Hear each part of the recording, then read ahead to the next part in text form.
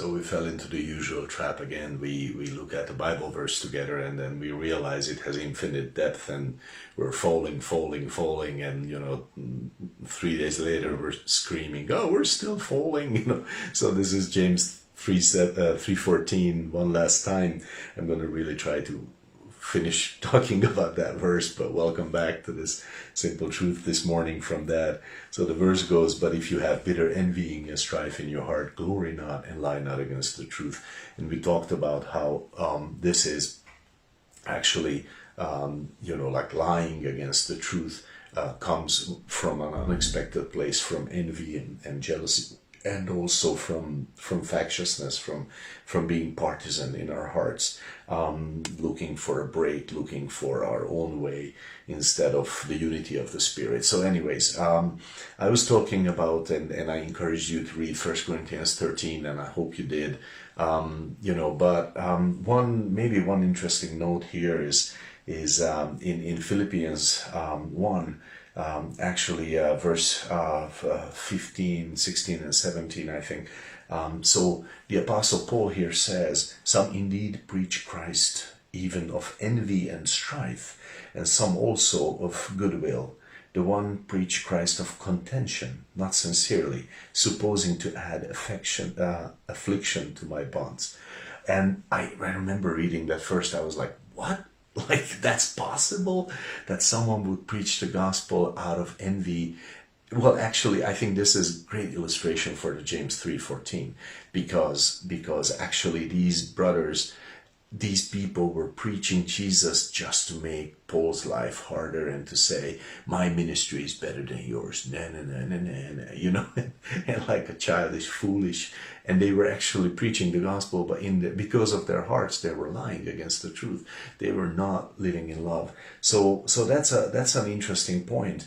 And I never could have imagined this is possible until I read it, of course.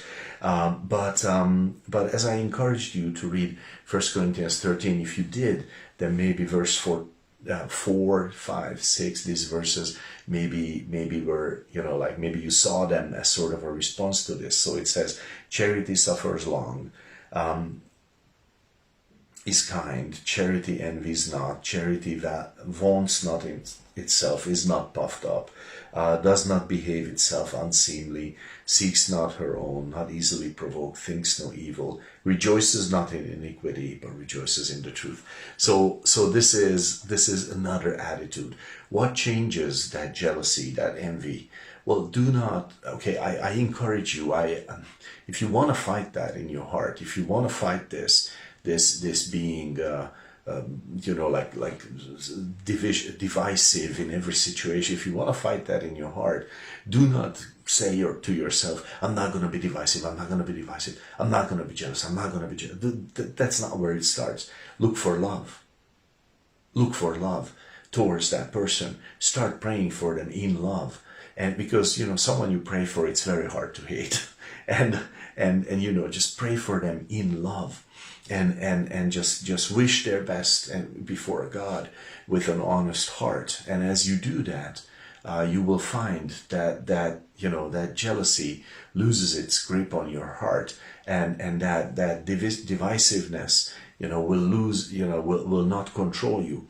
And that is a great place to be, because in that place you can be a blessing, and you can actually speak for the truth that is in love. And that's a beautiful, beautiful thing. It's a very powerful thing. So Paul did this, and I think this portion is so great, because actually he is talking how he treated this, how he handled this, how he looked at it, how he thought about it. Okay, so this is once again Philippians 1, and the last verse here, which is I think verse 17.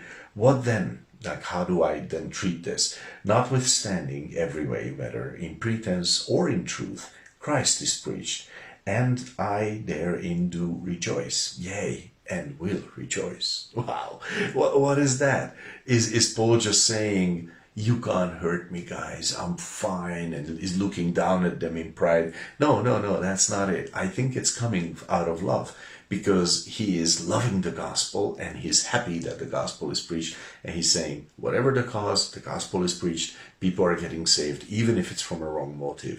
And I'm going to rejoice in that. But I also believe that he is rejoicing for those people, because at least they're, even if it's the wrong motive, they're doing God's work, and maybe God will correct them in this situation. But this is a great illustration of someone seeking the unity of the Spirit in an impossible situation, and he's doing that by love as best as he can. He's in prison, nobody cares about what he thinks, but in his heart he's walking before God. And today we're reading those words and we're saying, wow, so that's the way to do it.